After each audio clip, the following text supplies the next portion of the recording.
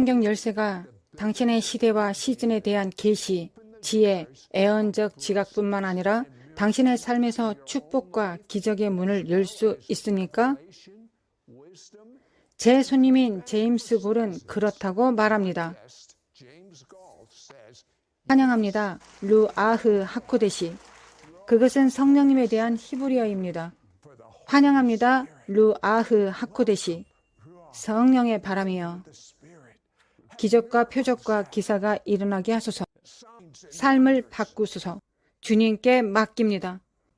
저의 손님인 제임스 골은 그가 저에게 애언했기 때문에 저는 당신에게 개인적으로 말할 수 있습니다.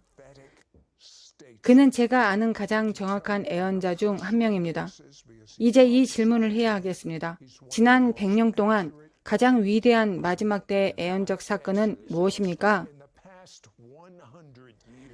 지난 100년 동안 저는 이스라엘 민족의 탄생이 일어난 가장 위대한 애언이라고 믿습니다. 상상해 보십시오. 성경은 이스라엘 유대 민족이 지구 사방으로 흩어질 것이라고 말합니다. 이 성취는 우리의 생애에 일어났습니다. 지난 100년 동안에 일어난 사건입니다. 제임스, 제가 말해왔던 것은 당신의 믿음을 국가, 이스라엘, 물리적 유대 민족에 뒤섞는다면 당신이 마지막 때의 사건들을 이해하는데 완전히 비껴나갈 것입니다. 더 나쁘게는 한 걸음 더 나아가 만약 당신이 지난 100년 동안 하나님께서 친히 하신 가장 중요한 애언적 사건에 대해 틀렸다면 당신은 많은 부분에서 비판을 받게 될 것입니다. 맞습니다. 메시아의 재림에 대해 세 개의 다른 복음서에 기록되어 있습니다. 그들은 초림을 놓쳤습니다. 지금 믿는 우리는 재림을 놓칠 수도 있습니다. 우리는 이스라엘이 여전히 하나님의 눈동자라는 것과 우리가 하나님의 말씀과 일치해야 한다는 것을 가르쳐야 합니다. 교회가 하나님의 마음으로 이스라엘을 대신하지 않았기 때문에 저는 사실 좀 걱정하고 있습니다. 왜 그렇게 많은 기독교인들이 그렇게 믿고 있을까요? 큰일입니다. 정말 걱정됩니다. 저는 많은 부분이 영적 전쟁의 문제라고 생각합니다. 왜냐하면 우리가 이스라엘을 대신하여 하나님의 백성이 될 수 있고 그리고 영적으로 우리는 하나님의 자녀이기 때문에 모든 것을 영적으로만 해석하고 문자적으로는 적용하지 않는 데 문제가 있습니다. 또한 우리가 이스라엘 민족의 재탄생과 유대 민족이 재집결되는 것과 같은 모든 애언들을 모두 영적인 것이고 우리는 그것을 문자 그대로 보지 않습니다. 그렇다면 우리는 이 모든 다른 애언들을 어떻게 할 것이겠습니까? 라고 질문을 합니다. 글쎄요, 그것과 관련이 없습니다. 라고 말합니다. 그렇다면 우리는 성경에 기록되어 있는 이스라엘에 대한 애언들을 어떻게 할 것입니까? 라고 질문을 하면 글쎄요, 그것과 관련이 없습니다. 라고 말을 할 것입니다. 그리고 나서 우리는 모든 것을 덧칠하고 이것은 관련이 없습니다. 라고 행동합니다. 그래서 저는 이 중 많은 부분이 사탄의 미혹이라고 생각합니다. 그것은 반유대주의 사탄의 정신입니다. 적 그리스도의 악마적인 음모입니다. 적 그리스도의 영의 음모입니다. 실제로는 반유대주의입니다.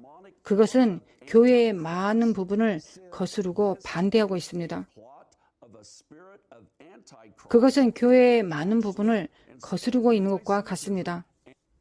제임스는 다윗의 성경 열쇠가 계시의 문을 열고 우리 시대와 시즌에 대한 애언적 인식을 열어준다고 믿습니다. 제임스, 설명해 주십시오. 저는 끊임없이 배우는 사람이 되고 싶은 열망이 있습니다. 제가 예배를 드리고 있을 때였습니다. 주님, 우리는 우리를 위한 돌파의 영역이 또 있다고 생각합니다. 우리에게 더 큰 사역의 확장이 있어야 한다고 생각합니다.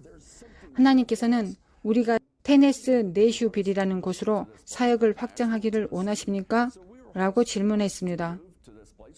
그래서 우리는 네슈빌에서 집회를 주최하게 되었습니다. 환상 중에 저는 다윗의 별을 보았고 그 가운데에 기록된 성경 구절을 보았습니다.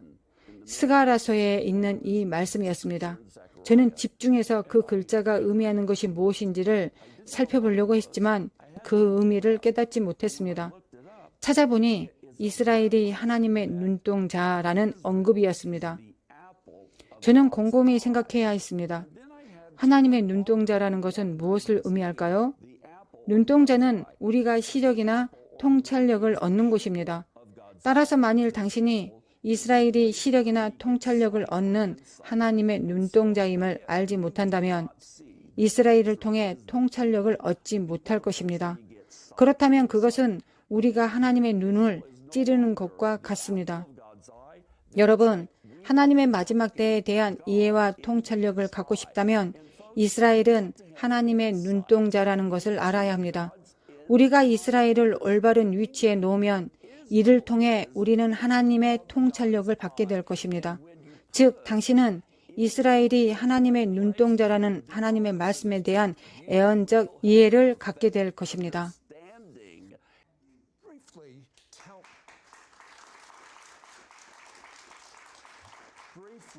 이스라엘을 각성시키는 천사에 대해 간단히 말씀해 주십시오. 네, 저는 롱 아일랜드에서 제 믿음의 아들인 매트 소고와 함께 사역하고 있었습니다. 저는 내슈빌에 살고 있었고 계속 이 말을 들었습니다. 바람이 오고 있다. 바람이 오고 있다. 바람이 오고 있다. 제가 비행기에 탔고 바람이 불어서 착륙할 수밖에 없었습니다. 저는 볼티모어에 착륙했는데 바람이 많이 불어 동부 해안의 모든 공항이 폐쇄되었습니다. 모든 공항이 그랬습니다. 그래서 저는 롱 아일랜드에도 갈 수 없었고 볼티모어에서 밤을 보내야 했습니다. 시간이 지나 바람이 그쳤고 저는 목적지에 도착했습니다. 드디어 저는 컨퍼런스를 시작하려고 했습니다. 성령께서 제게 속삭이시며 말씀하셨습니다. 바람이 오고 있다. 라고 재차 말씀하셨습니다. 저는 무슨 말씀입니까? 바람이 이미 심하게 불었습니다. 라고 말씀드렸습니다. 저는 예배 가운데 바람이 제 얼굴을 가로질러 부는 것을 느꼈습니다. 저는 눈을 떠서 환기구를 찾았습니다. 통풍구가 보이지 않고 통풍구에서 나오는 공기는 없었습니다. 그래서 다시 예배를 드렸습니다. 지식의 7 말씀이 제 뇌를 범람하기 시작했습니다. 저는 제 노트에 모든 것을 적고 눈을 감았습니다. 저는 예배에 들어갔습니다. 이 바람이 저를 가로질러 오는 것을 또 느꼈습니다. 제가 눈을 뜨니 그 방에 들어온 천사가 있었습니다. 그 천사는 바로 제 앞에 섰습니다.